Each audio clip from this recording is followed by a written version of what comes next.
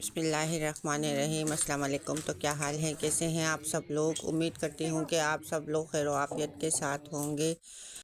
तो जी, आज का मेरा व्लॉग कुछ इस तरह से है कि मैं इसमें स्विस के हॉस्पिटल्स के बारे में बता रही हूँ, स्पेशली स्कूलों के बारे में बता रही हूँ कि स्कूलों के एंड होने पे और नई क्लासों के शुरू होने से पहले यहाँ पर टीचर्स क्या कहती हैं और स्कूल वाले क्या पेपर्स भेजते हैं घर पर और डॉक्टर्स को, और जो बिलों होता है उसके लिए इनका पूरे साल में एक दफ़ा फुल बॉडी चेकअप हर बच्चे का स्विस में होता है। उस बारे में मैं बात करूँगी। तो इन डिफरेंट टाइम पे तो बच्चों का सारा फुल बॉडी चेकअप होता है डिफरेंट टाइम पर। ये लोग अलग अलग जगहों पर बच्चों को भिजवाते हैं और ये हर एक कानों का, आँखों का, गले का और पूरे फुल बॉडी का, दिमाग और हर एक चीज़ का चेकअप अच्छे से करते हैं।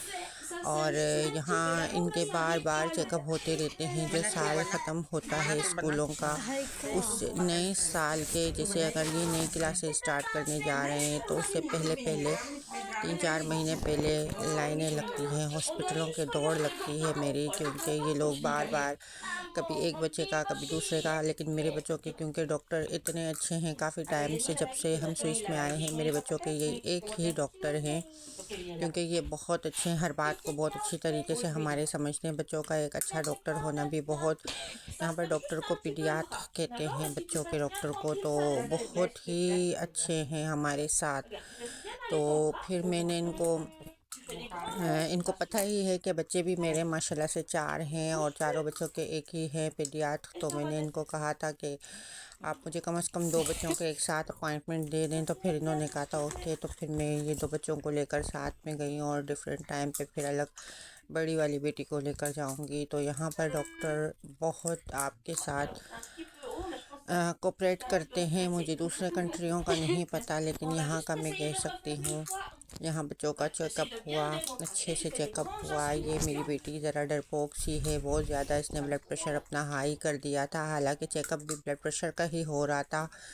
तो वो एकदम से इसका ब्लड प्रेशर हाई हो गया था। वो बार बार चेक किए जा रही थी नर्स, और बार बार इसका हाई जा रहा था। फिर उन्होंने फौरी तौर पे रोक दिया था सिस्टम सारा, थोड़ी देर के लिए इसे बिठा के रखा कि ये रिलैक्स हो जाए। मुझे साथ में बिठाया और फिर दोबारा से इसका किया था ब्लड प्रेशर, फिर हाई जा रहा था, थोड़ा सा ज़्यादा नहीं। यहाँ इनकी आंखों का चेकअप वगैरह इस तरह होता है कि ये कैमरे से सिर्फ एक पिक्चर लेते हैं और वो पिक्चर में ही पता चल जाता है कि इनके आई साइट वीक है। तो छोटी वाली के तो ठीक थे, लेकिन ये दरमियानी के जो है ना, इसके पहले भी ऐसा हुआ था कि आई साइड वीक आए थे, तो फिर इसके ग्लासेस लगे थे। तो ये हर साल ही जब जिनके ग्लासेस लगते हैं तो फिर ये चेकअप डिफरेंट तरह से चेकअप करवाते हैं। तो इन्हें भी दोबारा से इन्होंने कैमरे से एक पिक्चर ली और पिक्चर के बाद फिर यही आया कि इनकी आई साइट जो है ना वीक है बड़ी वाली के। तो अब इसका दोबारा से ग्लासेस का भी होगा। तो ये बस टाइम टू टाइम चेकअप पहले नर्स आकर करती है, फिर उसके बाद डॉक्टर आते हैं जो पीडियाट होते हैं वो आते हैं। वो अब ये मुकम्मल 1-1 घंटा एक बच्चे का चेकअप करते रहे। और लेकिन यहाँ पर ये बात अच्छी है कि बहुत लंबे अपॉइंटमेंट्स नहीं देते हैं। बस अगर आप अचानक से भी फ़ोन कर दो और अपने डायरेक्ट डॉक्टर से बात कर लो कि मुझे ये प्रॉब्लम है, इमरजेंसी है, तो वो कहते हैं कि आप आ जाएँ फटाफट बच्चे को लेकर। तो ये बात अच्छी है। और जिस टाइम का बुलाते हैं उसी टाइम पे आपका अपॉइंटमेंट आपको बैठने, और वेटिंग पे लंबी लंबी लॉन्ग लॉन्ग वेटिंग यहाँ पर नहीं होती। नॉर्मली दूसरी मुल्कों में मैं सुनती हूँ काफ़ी लॉन्ग वेटिंग होती है, लेकिन यहाँ ऐसा कुछ नहीं होता। फिर ये इसका सारा चेकअप हुआ। स्पेशली डॉक्टर ज़रा डर भी गए थे कि इसका ब्लड प्रेशर क्यों हाई है। फिर मैंने कहा ये इंजेक्शन वगैरह से, क्योंकि इसके नॉर्मली 2 इंजेक्शन थे जो इस साल के, जो 2-3 टीके थे जो लगने थे, तो उसकी वजह से इसने अपना हाई कर दिया था मैडम साहिबा ने। तो बहरहाल यहाँ इनका कुछ चेकअप हुआ। फिर डिफरेंट तरह से स्किन डॉक्टर के पास भिजवाया गया, तो हेयर डॉक्टर के पास भिजवाया गया, जो डर्माटोलॉजिस्ट होते हैं उनके पास भिजवाया गया। फिर उसके बाद इनको कानों के डॉक्टर के पास, डिफरेंट डॉक्टर्स के पास इनको भिजवाया गया, तो डिफरेंट टाइम में। बहरहाल ये फिर अभी बड़ी बेटी का जो है ना उसका भी अपॉइंटमेंट था, तो उसे भी मिले गई थी, वो वीडियो भी मैंने इसमें ऐड किया। तो ये तकरीबन एक के बाद एक को बस लाइन लग जाती है हॉस्पिटल की। लेकिन सिस्टम बड़ा अच्छा है यहाँ का कि आपको तकलीफ़ नहीं काटनी पड़ती और बच्चे भी तंग नहीं होते। वो इसलिए तंग नहीं होते क्योंकि बच्चों के लिए इन्होंने काफ़ी जगहें रखी हुई होती है जहाँ बच्चे खेलते कूदते हैं, अपना एंजॉयमेंट कर रहे होते हैं। फिर हम नीचे आ जाते हैं, ये हाँ रिसेप्शन एरिया है यहाँ पर। बहुत ही खूबसूरत बनाया गया है। और फिर उसके बाद जो है ना वेटिंग रूम आप देख सकते हैं, चेक कर सकते हैं यहाँ पर। मैं इसको दूसरे जहाँ पर कान इनके चेक कराने थे वहाँ ले गई। देखें बच्चों के लिए कितना कुछ रखा हुआ है, खेल कूद का सिस्टम सारा कुछ रखा हुआ गया है। और ये बिल्कुल भी बोर नहीं होते। और बुक्स रखी हुई हैं कि अगर आप पढ़ने में इंटरेस्टेड हैं तो आप पढ़ें। यहाँ बच्चे इंटरेस्टेड हैं, यहाँ बच्चे बहुत ज़्यादा बुक्स लीक करते हैं यानी पढ़ते हैं उसको। और खेल कूद के लिए चीज़ें रखी हुई हैं ताकि बच्चा बोर हो तो उससे खेल कूद में बिल्कुल भी वो बोर ना हो अगर थोड़ी देर के लिए वेटिंग पे बिठाया जाए तो। और यहाँ आप देख सकते हैं अगर एक बंदे का अपॉइंटमेंट है तो 2-3 और रश नहीं लगी हुई है तो हम ही हैं, क्योंकि ये एक बंदा अंदर जाता है तो दूसरा आगे बैठा हुआ होता है, इस तरह होता है। तो यहाँ पर अगर आप तंग हो गए तो बाहर निकल कर बैठ भी सकते हैं। बाहर भी आपने देखा शेयर्स और टेबल लगे हुए हैं। और फिर यहाँ पर भी इंजॉयमेंट की काफ़ी जगहें हैं, यानी कि आप अगर हॉस्पिटल भी जाते हैं तो आप बिल्कुल भी बोर नहीं होते। तो अगर आप तंग हो गए तो बाहर का भी मज़ा ले सकते हैं सनसेट का। और फिर ये है कि ये आप देख रहे हैं कि बच्ची का कितना कुछ वो खिलौनों के साथ लगी हुई खेल कूद कर रही है, अपना एंजॉय कर रही है। तो ये सारी बातें हैं और यहाँ के हॉस्पिटल्स की। बहरहाल यहाँ पर इसके कानों का भी फिर चेकअप हुआ तो फिर कानों से इनको ये था कि इसके शायद ठंड की वजह से थोड़ा सा प्रॉब्लम हो रही है इसके कानों में। तो इन्होंने फिर कुछ भी से नहीं दिया। इसके कान वगैरह के टेस्ट करने के बाद फिर इनको एक बलून दिया जो नाक से फूलना है ताकि इसके दिमाग और इसके कान के जो बंद हुए हैं ना नसें वगैरह या कुछ भी वो खुल जाए, बस ये चीज़ इन्होंने दी है। और यहाँ मैं फिर दोबारा दूसरे हॉस्पिटल के चक्कर लग रहे हैं। बड़ी बेटी के साथ जा रही हूँ, फिर उसे ले गई, फिर उसके चेकअप्स वगैरह ये होते रहे।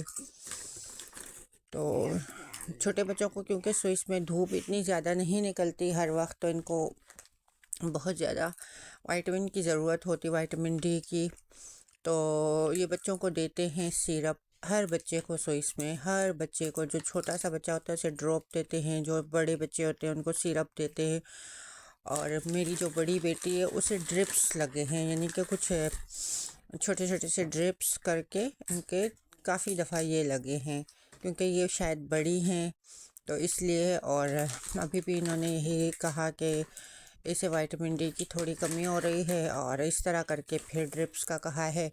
और छोटों को जो है ना सिरप, क्योंकि वो कहते हैं ये तो नॉर्मल है क्योंकि स्विस के अंदर हर बच्चे को ये दिया जाता है जो विटामिन डी का सिरप है। लेकिन बहुत अच्छा सिरप है, मैंने अपने बच्चों को शुरू से दिया है क्योंकि यहाँ पर डॉक्टर हर दफ़ा लिख कर देते थे मुझे। मेरे बच्चे पहले ग्रीस में थे तो ग्रीस से जब यहाँ पर आए तो फिर इनकी हालत इतनी अच्छी नहीं थी, लेकिन यहाँ आने के बाद माशाल्लाह इन दवाओं ने और यहाँ की खुराकों ने और मतलब बहुत फ़र्क किया माशाल्लाह। इनके कद भी काफ़ी अच्छे हो गए और सेहत भी। डॉक्टर कहते हैं, मैं अक्सर जाकर डॉक्टर्स को कहती हूँ मेरे बच्चे बड़े दुबले पतले हैं, खाना पीना नहीं करते, लेकिन यहाँ के डॉक्टर ये नहीं कहते हैं कि बच्चा मोटा हो। हम जैसे हमारी मेंटेलिटी यही है कि बच्चे मोटे मोटे हो अच्छे लगते हैं, ये है वो है। लेकिन वो कहते हैं कि नहीं, इनके जिस्म में सब कुछ पूरा है, आपको क्या ज़रूरत है कि आप इनको ज़बरदस्ती मोटा कर रही है, बिल्कुल कुछ भी नहीं है। इनके कद को देखें। फिर वो मुझे इनके सारा जो पूरे जब से आए हैं तब से पूरा जो चेकअप होता रहा है हर साल, वो मुझे पूरा बुक इनका खोल कर बताते हैं कि देखो इस ईयर में इन्होंने इतने जो है ना अपने पॉइंट बढ़ाए हैं, यानी कद में इतने इतने इंचेस ये बड़े हैं। और जिसामत इनकी वज़न में इतना इतना फ़र्क आया है, तो इनका कद इतना बड़ा है, ये सारा कुछ वो मुझे बता रहे होते हैं ना। तो फिर मुझे समझ आई कि वाकई में मोटापा तो कुछ भी नहीं है, अगर ये एक्टिव हैं तो क्या प्रॉब्लम है। और डॉक्टर कहते हैं ये अपनी खुराक पूरी कर रहे हैं, आप इसकी टेंशन ना लें, ये खुराक ये अपनी जो पूरी कर रहे हैं उसकी वजह से ही इनका जो है ना कद वगैरह। आप कहती हैं कि खाना नहीं खाते हैं, लेकिन मैं मानता हूँ लेकिन नॉर्मली मुझे ऐसा लगता है कि ये अपनी खुराक जितनी इसके जिस्म को चाहिए वो पूरी हो रही है, तभी तो ये कद बढ़ा रहे हैं, जिस्म बढ़ा रहे हैं, पॉइंट बढ़ा रहे हैं, यानी वज़न बढ़ा रहे हैं, सारा कुछ बढ़ा रहे हैं। तो ये सारी बातें थी हॉस्पिटल्स की और डॉक्टर्स की। यहाँ से हमारा फिनिश हुआ, हम फिर निकले। हमने सोचा हम घर जाते हैं क्योंकि उस दिन पे बड़े थक गए थे, एक के अपॉइंटमेंट्स अभी भी कुछ बाकी हैं, लेकिन मैंने सोचा आज मैं थोड़ा शेयर करूं कि किस तरह से यहाँ पे अपॉइंटमेंट्स होते हैं। लेकिन एक चीज़ और, तो एक बात मैं ये ऐड करना चाहूँ कि ये जैसे कि सारी कंट्रियों का एक हिसाब किताब है, जो सब यूरोपियन कंट्रियां हैं वो इंश्योरेंस पे चलती हैं, और ये भी स्विस भी इसी तरह है कि ये भी इंश्योरेंस पे चलता है। और हमें जब हॉस्पिटल जाना होता है तो नॉर्मली हम खाली हाथ ही जाते हैं, हमें पैसे वैसे उठाने की ज़रूरत नहीं होती है। बस हमारे पास जो हमारा इंश्योरेंस कार्ड है या उसका नंबर जो हमें याद है या जो भी है, हम जाकर सिर्फ वहाँ पर अपना डेट डोनेशंस जो होता है, तारीख़ पैदाइश, वो बताते हैं और अपना नाम और अपने फैमिली नेम बताते हैं और रिसेप्शन पे, और बस वो पूछते हैं कि आपका इंश्योरेंस नंबर या जो भी कुछ है, इंश्योरेंस कार्ड है या जो भी है, हमारे पास ना भी मौजूद हो तो हम सिर्फ बता देते हैं अपने इंश्योरेंस की, जो कंपनी का, जो जिस भी कंपनी का इंश्योरेंस है वो बता देते हैं, तो वो फटाफट से हमारा पूरा बायोडाटा निकाल देते हैं कंप्यूटर पे। तो इसी तरह हमारे सारे हॉस्पिटल के जितने भी मसले हैं तो वो इंश्योरेंस से हल हो रहे होते हैं, यानी कि हमें कोई पैसे की ज़रूरत नहीं है हॉस्पिटल जाने के लिए। बस हम अपने इंश्योरेंस कार्ड को दिखाते हैं, शो कराते हैं या फिर मुंह से बोल देते हैं और हमारे काम हो जाते हैं फ़ौरी तौर पे। लेकिन एक नया बंदा अगर यहाँ पर आए जिनके पास यहाँ की इंश्योरेंस ना हो, या यहाँ भी रहने वाले जिनके पास इंश्योरेंस ना हो, उनके लिए बहुत मुश्किल होती है, वो हॉस्पिटल नहीं जा सकते क्योंकि उनको पे करना पड़ता है। और यहाँ पे पे करना जाहिर सी बात है इतना आसान नहीं है, अच्छे खासे पैसे लगते हैं यहाँ पर।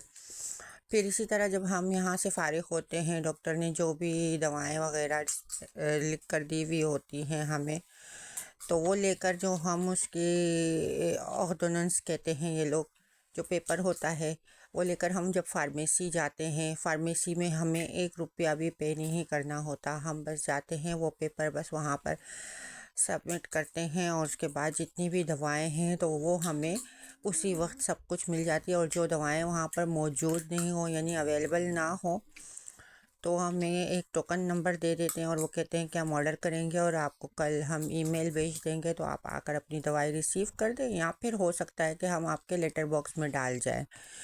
अच्छा, यहाँ पे ये भी फैसिलिटी है कि हम अक्सर मैं उनको कह देती हूँ कि मैं आ नहीं सकती हूँ या मेरी तबीयत ठीक नहीं है, मेरे अपॉइंटमेंट्स ज़्यादा हैं, तो वो आप मेरे लेटर बॉक्स में डाल दीजिएगा, तो फिर वो लोग आकर मेरे लेटर बॉक्स में वो दवाएं डाल जाते हैं।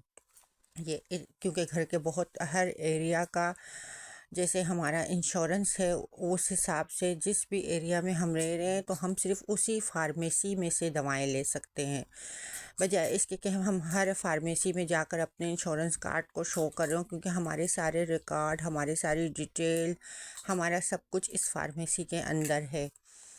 तो ये सारा सिस्टम है। यहाँ मैं और मेरी बेटी हम नीचे काफ़ी शॉप पे बैठ गए थे, जो कैफेटेरिया है वहाँ बैठ गए थे, तो हमने सोचा चलो चाय कॉफ़ी का टाइम है तो वो कर लेते हैं। फिर साथ में थोड़ी बातें वातें कर रहे थे, क्योंकि ये टाइम ऐसा था कि जिस टाइम में जो है ना, जिस तरह पाकिस्तान में हर मुल्क में मिलने के लिए जब मरीज़ों से आप जाते हैं तो वो 3 बजे से पता नहीं 6-5 बजे का ऐसा टाइम होता है, लेकिन यहाँ पर ऐसा है कि आप ऑल डेज़ में आ सकते हैं अपने पेशेंट से मिलने के लिए, क्योंकि यहाँ पर ऊपर बहुत बड़ा हॉस्पिटल है तो ऊपर लोग एडमिट भी हैं, तो वहाँ से लोग फिर ज़ाहिर है अपने पेशेंट को लेके नीचे कैफेटेरिया आ जाते हैं, यहाँ पे बैठकर बातचीत भी करते हैं अगर वो चलने के काबिल होता है। फिर नर्स डॉक्टर्स भी बैठकर यहाँ पर चाय कॉफ़ी करते हैं।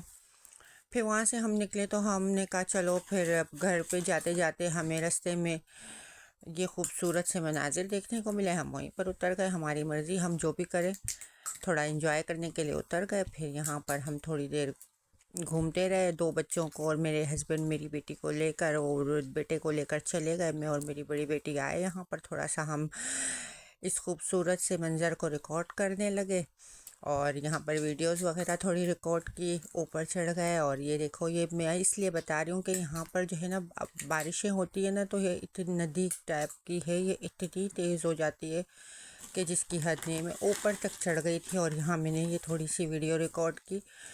तो ये सारे खूबसूरत मनाजिर हैं देखने वाले। और यहाँ पर फिर हम थोड़ी सी वीडियोस वगैरह रिकॉर्ड करने के बाद खूब थक हार कर फिर अपने घर को गए। लेकिन ये आप चेक करें, यहाँ के मंज़र कितने खूबसूरत हैं, जैसे नदियाँ हैं।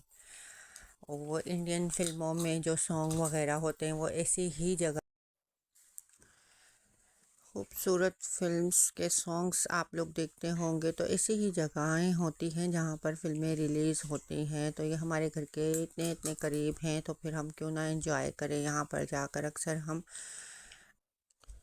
अक्सर हम यहाँ जाते हैं, घूमते हैं, फिरते हैं, खूब इंजॉय करते हैं, क्योंकि ये ऐसी जगह है कि उस तरफ जाएं तो बस खूबसूरत मंज़र शुरू हो जाता है और यहीं से हम फिर काफ़ी लंबी वॉक करते रहते हैं, घूमते फिरते वीडियोस बनाते रहते हैं और ख़ूबसूरत स्विट्ज़रलैंड को एंजॉय करते रहते हैं। और इसी तरह हम इसको फिर आगे शेयर करते रहते हैं और आप लोग भी लुत्फ़अंदोज़ होते रहते हैं।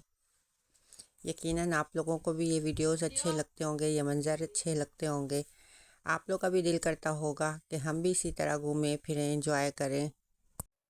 और आपके घर के करीब इतने खूबसूरत खूबसूरत जगहें हों तो फिर लाजमी है कि आप हर चलते फिरते रास्तों पर, तो फिर इतने प्यारे मनाजिर जब आपको नज़र आए तो आप ट्रेन से उतरने पर मजबूर ही हो जाते हैं। क्योंकि इस रास्तों पर जो हम जा रहे होते हैं तो यहीं पर बिल्कुल करीब ही बराबर बराबर ट्राम गुज़र रही होती है, तो हम उससे सफ़र कर रहे होते हैं।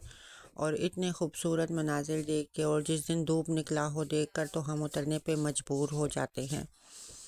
तो फिर मैं वीडियो रिकॉर्ड कर लेती हूँ और मैं फिर डाल देती हूँ यूट्यूब पर, ताकि जो है ना आप लोग भी देख सकें और एंजॉय कर सकें। बहरहाल दुआओं में याद रखना, चैनल को सब्सक्राइब करना। अल्लाह हाफ़िज़।